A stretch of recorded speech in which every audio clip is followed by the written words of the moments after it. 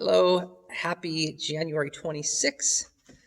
Today, if you're following with us in the book of Luke, chapter 15, right off the bat, the Pharisees and the scribes are complaining and grumbling because, as they say, Jesus welcomes sinners and even eats with them. And there's this sense that this Messiah is not quite who they thought that he would be.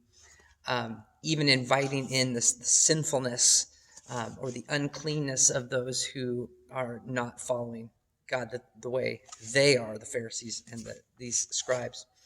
And I was remembering a moment when I was walking down a trail on a backpack trip with high school boys. And one of them had no church background, really had not heard the story of Jesus. And in a rare moment, a rare gift, especially as a youth pastor, he says, "Tell me the story of Jesus. Tell me who Jesus was."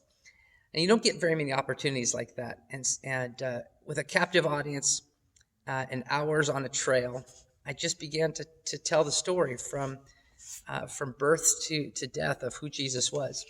And it's interesting that the place that caught his attention, that he wanted me to repeat and tell again, wasn't the part about the miracles and walking on water and calming the storm and healing people, or even raising from the dead. The part that caught his attention was Jesus spent time with tax collectors and prostitutes and sinners and those that the rest of the church and the religious world had said were outcasts and were not even allowed in the temple.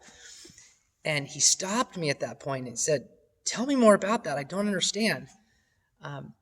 And there was a door that was opened up for him about who Jesus was, that was perhaps, I'd like to think, a key to him understanding who Jesus could be in his own life.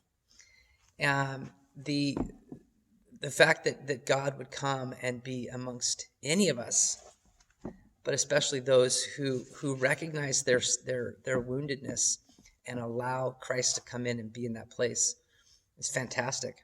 The shirt that I'm wearing is Order, Disorder, Reorder.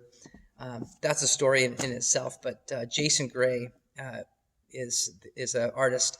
Wendy took me to a concert, surprised me with tickets last week for my birthday, and Jason Gray is exactly 1 day younger than me. His birthday was last Tuesday. He just turned 50 as well.